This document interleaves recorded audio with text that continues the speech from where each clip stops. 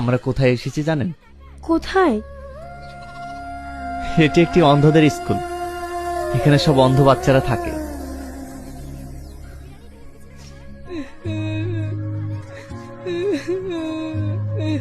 কেমন আছো বাচ্চারা? ভালো আছি, আপনি কেমন আছেন? আমিও ভালো আছি। কি হলো, তুমি কাঁদছো কেন? আঙ্কেল, ওর নতুন হয়েছে, ও অন্ধ বলে ওর মা বাবাকে রেখে গিয়েছে। কাঁদিস নি, যারা হ্যান্ডিক্যাপ হয় তাদের আপন বলতে কেউ থাকে না।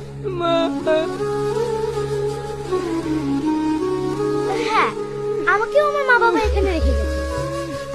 আমরা অন্ধ, মা বাবার কাছে, সমাজের কাছে আমরা বোঝা, তাই আমাদের নিয়ে কোনো কাজ হবে না।